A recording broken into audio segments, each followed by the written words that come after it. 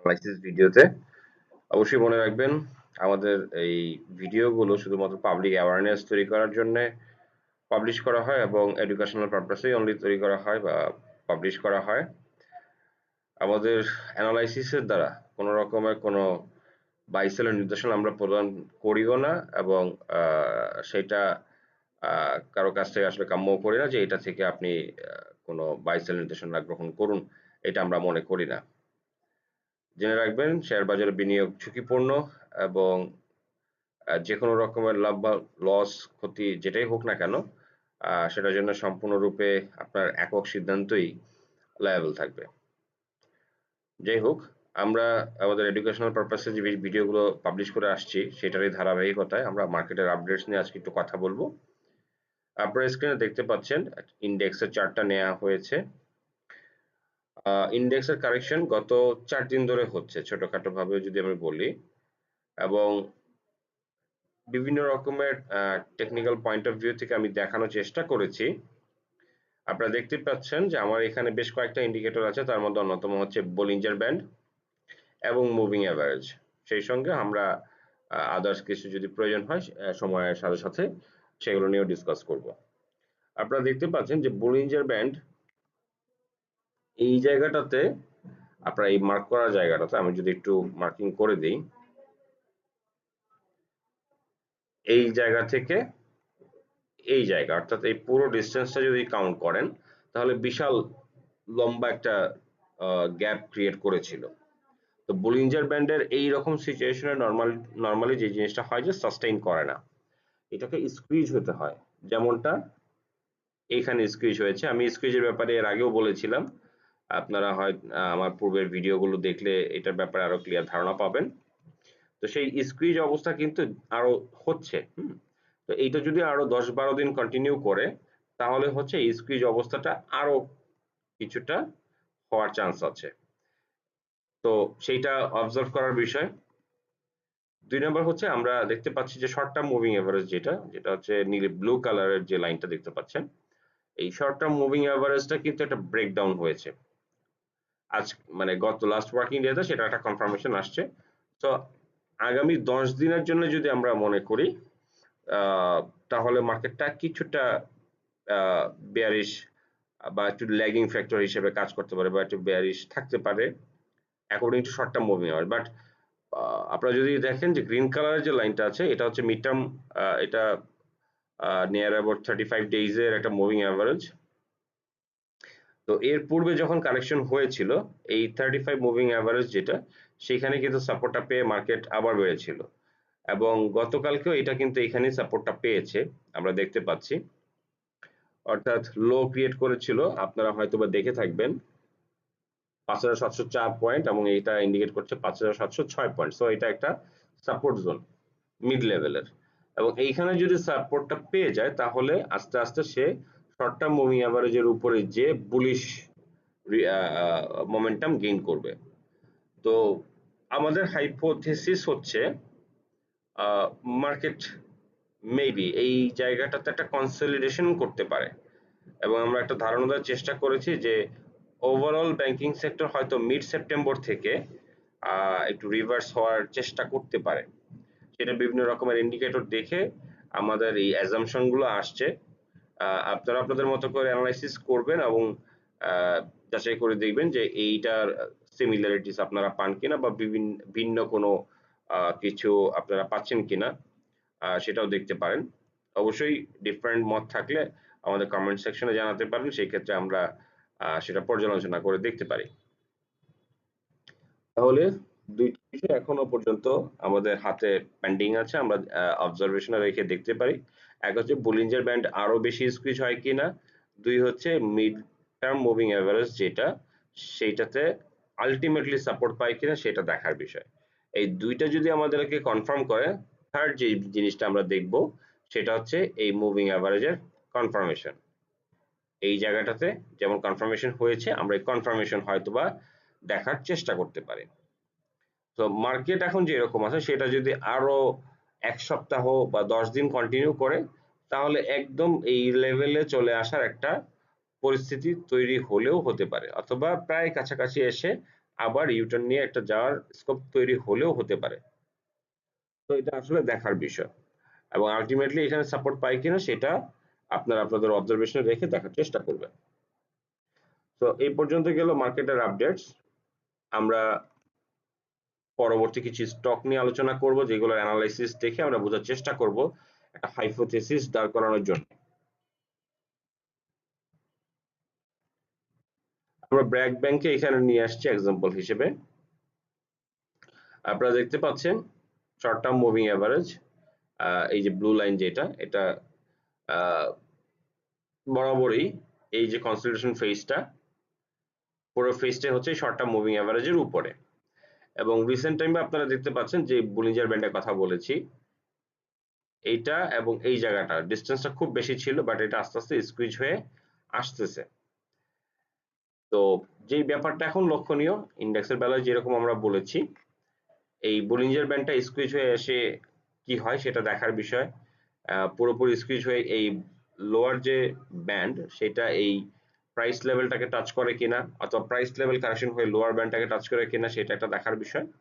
এবং এই যে মুভিং অ্যাভারেজ আপনারা দেখতেই পাচ্ছেন, শর্ট টার্ম মুভিং অ্যাভারেজে সাপোর্ট থাকে কিনা সেটা আলটিমেটলি ফাইন্ড আউট করা, এবং এইগুলো হচ্ছে একটা সময় দিয়ে যদি অবজারভেশনে রাখেন তাহলে এই জিনিসগুলো হয়তো আপনারা ফাইন্ড আউট করতে পারবেন। আমরা পরবর্তী স্টকে চলে যাচ্ছি, ব্যাটবিসি। আপনারা দেখতেই পাচ্ছেন ব্যাটবিসি স্টকটা অলরেডি বলিঞ্জার ব্যান্ড প্রায় স্কুইজ হয়ে আসছে। শর্ট টার্ম মুভিং অ্যাভারেজে বরাবরই সেপ্টেম্বরের সেপ্টেম্বর না, অ্যাকচুয়ালি অগাস্টের মাঝামাঝি থেকে নিয়ে এখন পর্যন্ত এখানে একটা কনসলিডেশন হচ্ছে এই শর্ট টার্ম মুভিং অ্যাভারেজকে কেন্দ্র করে বা টাচ করে, এর আশেপাশে প্রাইস লেভেলটা থাকছে। তো এটা আরো বেশি সময় ধরে কন্টিনিউ করে কিনা সেটা একটা দেখার বিষয়। এবং সেই ক্ষেত্রে হচ্ছে সাপোর্ট যদি পায় তো ভালো কথা, যদি সাপোর্ট না পায় সেই ক্ষেত্রে হয়তো এমনও হতে পারে যে শর্ট টার্ম মুভিং অ্যাভারেজটা সাপোর্ট পেলো না, হয়তো বা মিড টার্ম যে মুভিং অ্যাভারেজ যেটা এখন 390-91 টাকা প্রাইস রেঞ্জ দেখাচ্ছে, সেখানেও সাপোর্ট চলে আসে কিনা বা নেমে আসে কিনা সেটা দেখার বিষয়। সো এগুলো একটা কনফার্মেশন পাওয়ার ব্যাপার আছে। এই জিনিসগুলো যখন আপনার অবজারভেশনে রাখবেন, মনিটরিং এ, তখন হচ্ছে এই কনফার্মেশন গুলো ফাইন্ড আউট করতে পারবেন, একটা হাইপোথিসিস আপনারা দাঁড় করাতে পারবেন। আমরা পরবর্তী স্টকে যাচ্ছি, অলিম্পিক ইন্ডাস্ট্রিজ, বহুল ট্রেডের একটা স্টক। অনেকেই হয়তো বা অনেক রকমের চিন্তা ভাবনা করে থাকতে পারেন, পজিটিভ নেগেটিভ অনেক কিছুই, বাট এখানে টেকনিক্যালি আমরা কিছু অ্যাজাম্পশন দাঁড় করানোর চেষ্টা করব।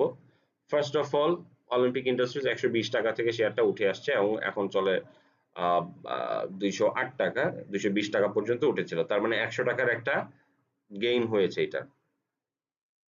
এরপরে কি স্টকটা যেতে পারে কি পারে না সেটা ডিফারেন্ট ইস্যু, বাট আমরা একটা দুঃখিত, আমরা একটা অ্যাজাম্পশন এবং একটা হাইপোথিসিস দাঁড় করানোর চেষ্টা করব এখানে, যে এটা রেজিস্ট্যান্স জোনটা কিন্তু হচ্ছে 220-21 টাকায়। সো রেজিস্ট্যান্স জোনের কাছাকাছি টেকনিক্যালি যে জিনিসটা আমাদেরকে ইন্ডিকেট করে যে রেজিস্ট্যান্স জোনের কাছাকাছি যে মোমেন্টামটা একটু স্লো হয়, প্রাইস মুভমেন্টটা একটু হোঁচট খায়। তো এইখানে এই যে 220-19 টাকা পর্যন্ত উঠে যে আবার ফল ব্যাক করলো, আমাদেরকে কিন্তু সেটাই মনে করিয়ে দেয়।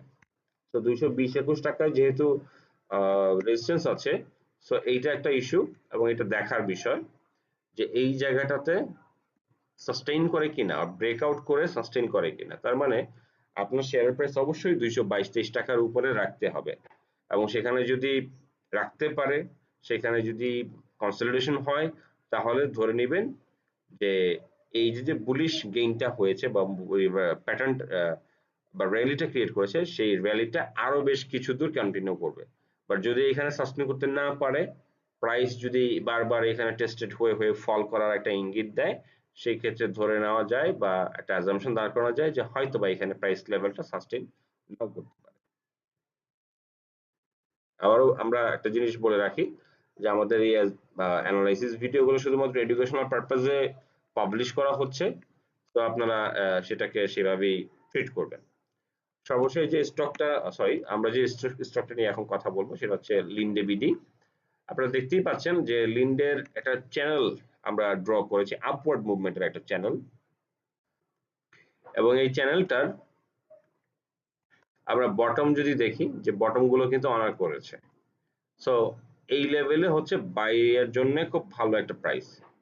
আমরা যদি টপ গুলোকে নেই, সো টপ গুলোর এক্সটেনশন আমরা এখানে পাই, অর্থাৎ 1700 থেকে 1800 টাকার লেভেল পর্যন্ত। আপনারা দেখতেই পাচ্ছেন ক্লোজিংটা হয়েছে কিন্তু অনেক নিচে, এটা অর্থাৎ 1547 টাকা। তো যখনই রেজিস্ট্যান্স জোনে গিয়েছে সেটা প্রাইসটা সাস্টেইন করেনি, বরং এটা ফল ডাউন হয়েছে এবং একটা মাঝামাঝি পর্যায়ে এখন আছে। এখন দেখার বিষয় যে এই জায়গা থেকে কি আরো ফার্দার মুভ করে কি করে না, সেটা হচ্ছে দেখার বিষয়। মনে রাখা উচিত সবসময় বাই লো সেল হাই এরকম একটা মেথড আছে। তো আপনারা বাই লো সেল হাই এটা ফাইন্ড আউট করার জন্য এই ধরনের বিভিন্ন ধরনের প্যাটার্ন, বিভিন্ন ধরনের ইন্ডিকেটর, বিভিন্ন ধরনের সাপোর্ট রেজিস্ট্যান্স এগুলো ফাইন্ড আউট করে সেই অনুযায়ী অবজারভেশন করে আপনার একটা হাইপোথেসিস বা অ্যাজাম্পশন দাঁড় করাবেন, তারপরে আপনি আপনার মতো করে ডিসিশন মেক করবেন। আমরা সর্বশেষ চলে যাচ্ছি জিপি স্টকটাতে। আপনারা দেখতে পাচ্ছেন জিপি গত 14 দিন ধরে কনসিডারেশন হচ্ছে সেটা, এবং শর্ট টার্ম মুভিং অ্যাভারেজকে কেন্দ্র করে। এই শর্ট টার্ম মুভিং অ্যাভারেজকে যদি ধরে রাখতে পারে তাহলে এই কনসলিডেশনের যে ফেজটা সেটা আরো কিছুটা লেন্দি হতে পারে।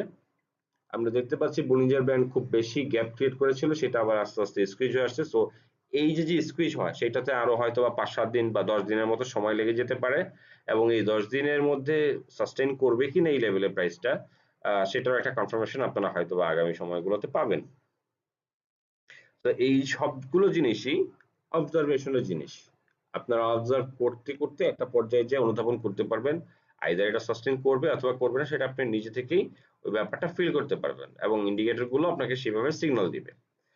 এখন লাস্টলি আপনাদের সঙ্গে আরেকটা হাইপোথেসিস আমরা শেয়ার করব, সেটা হচ্ছে যে আমরা ধারণা, আমাদের অনুমান হচ্ছে যে মিড সেপ্টেম্বর থেকে ব্যাংকগুলোতে একটু পজিটিভ মোমেন্টাম দেখা যেতে পারে। তো ব্যাংকগুলোতে যদি পজিটিভ মোমেন্টাম মিড সেপ্টেম্বরের দিকে আসার একটা আমরা সিমটম দেখি, অলরেডি আপনারা হয়তোবা দেখবেন AB bank, IFIC bank, UCB bank এগুলো ভালো করেছে, মানে কিছুটা হইলেও গেইনার হয়েছে। সো মিড সেপ্টেম্বরের মধ্যে যদি আরো কিছু ব্যাংক আসে, আপনার পূবালী ব্যাংক দেখতে পারেন, রূপালী ব্যাংক দেখতে পারেন, এগুলো সবই কিন্তু পজিটিভ ছিল। তো এনআরবিসি ব্যাংক, আরো এনআরবি ব্যাংক হয়তো বা ছিল, আপনারা এগুলো একটু আপনাদের মতো করে অ্যানালাইসিস করে নেবেন। সো ব্যাংকগুলোর কিন্তু একটা ইন্ডিকেশন পাওয়া যাচ্ছে ব্যাংকগুলো একটু একটু একটু করে পজিটিভ হতে পারে বা হওয়ার একটা চান্স আছে। যদি আমরা ধরে নিই ব্যাংক পজিটিভ হবে, আমরা আবারও বলছি, আমরা ধরেও নিচ্ছি বা অনুমান করে নিচ্ছি যে ব্যাংক পজিটিভ হবে, তাহলে ব্যাংকিং সেক্টরে মানি ফ্লো যদি বাড়ে অন্যান্য সেক্টরে কিন্তু মানি ফ্লো কমবে। সেই ক্ষেত্রে ব্যাংকিং সেক্টরের মানি ফ্লোটা ডোমিনেট যদি করে, অন্যান্য সেক্টরের স্টকের প্রাইসও কিন্তু ফল করার অথবা ভলিউম কমে আসার একটা সম্ভাবনা থাকবে। এবং ভলিউম কমে আসলে যে জিনিসটা আমরা দেখি যে প্রাইস সাধারণত বাড়ে না। আপনারা ভলিউমের অ্যানালাইসিসও নিয়ে আমরা কোনো একদিন হয়তো বা কথা বলবো। তো আজকে আমরা এতটুকুই রাখছি, যে আপনারা একটু অবজারভেশনে রাখেন, টেকনিক্যাল অ্যানালাইসিস গুলো নিজেরাও প্র্যাকটিস করেন, এবং কমেন্ট সেকশনে আপনাদের জন্য উন্মুক্ত করে দেওয়া হয়েছে। আপনারা প্রশ্ন করতে পারেন, কি কি স্টকের অ্যানালাইসিস দেখতে চান সেটা দিতে পারেন। আপনারা যদি আমাদের অ্যানালাইসিসের সঙ্গে দ্বিমত পোষণ করেন সেক্ষেত্রেও সেটা মন্তব্য আকারে দিতে পারেন, আমরা সেগুলো নিয়ে পর্যালোচনা করে দেখব। তো আজকে এই পর্যন্তই। ভালো থাকবেন সবাই, এবং অবশ্যই অবশ্যই আমাদের যে স্লোগান মেক ইনফর্মড ডিসিশন, সেটা সম্ভব শুধুমাত্র আপনার নিজস্ব রিসার্চ এন্ড অ্যানালাইসিসের মাধ্যমে। সেই ইনফর্মড থাকা পসিবল, এবং তারপরে সেই অনুযায়ী ডিসিশন মেক করলে আশা করা যায় সেখানে ভালো রেজাল্ট আসবে। নেক্সট ভিডিও পাবলিশ করার আগ পর্যন্ত ভালো থাকবেন সবাই। আজকের মতো বিদায় নিচ্ছি। ধন্যবাদ সবাইকে।